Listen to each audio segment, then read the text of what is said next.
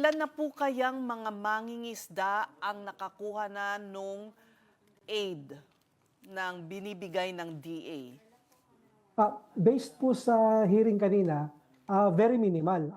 In fact, pagka nung tinanong kung how much are to be given, unfortunately, ang budget pa lang nila is 100 million and ipapamahagi ng 3,000 each sa mangingisda at around 15,000 fisher folk. Ibig sabihin, not even 1% ng kabuuang 2.5 million fisher folk ang makakatanggap nitong first wave ng sinasabi nilang ayuda. So talaga pong very little, very late. It's 6 weeks since the conflict started in the Middle East.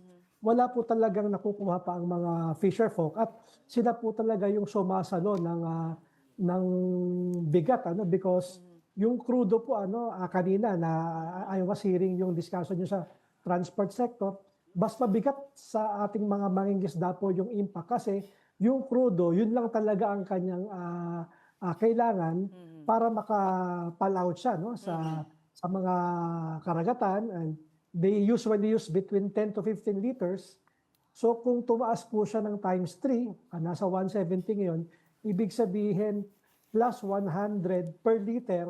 Kung 10 liters yan, ibig sabihin plus 1,000 a day yung kanyang extra burden sa pangingisda. Kaya talagang marami na po ang tumigil because yung additional 1,000 ay parang nagsayang ka lang ng pagod mo, mapupunta lang sa krudo, yung kikitain mo po sa pangingisda. Tama. Bakit po, saan po saan naiipit ang pondo? Ano po nangyayari? Dahil salita ng salita yung mga government officials natin na may ganitong pera, etc., etc. Huwag ka maglala, may dating na ayuda, ganun. Yeah. Sabi nila kanina, they would be needing 37 billion. Pero apparently, ang hawak nila is 100 million. May nakaabang na 10 billion from the presidential Yes. contingency fund something. But during the hearing kanina po sa Senate, in fact, sabi ng mga senators, you can use additional 28 billion. So ibig sabihin, 6 weeks into the whole crisis, kumbaga nagma-mathematics pa yung ating mga agencies kung saan kukuha ng pera and how to provide relief sa ating mga farmers and fisher po.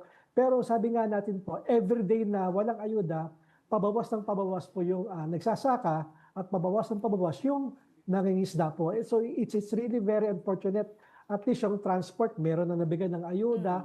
They can easily shift po kung Tapos ang to do liit-liit other pa nga jobs. yung 4,000 lang po nga po, di ba? 3,000. 3,000. 3,000 lang po to 15,000. So talagang yung ayuda as it is right now, talagang very little. Trickle in the bucket dahil nga 2 million and yet 15,000 pa lang yung targeted mo na mabigyan ng ayuda. So again, ang sinasabi natin, no choice ang ating mga mangingisda kundi tumigil. Saan sila pupulutin? Habang tumatagal po, talagang nag-evolve. So, yung crisis, sinasabi natin, matagal pa yan, naghahanda na, pero on the ground, it's right here and it's right now.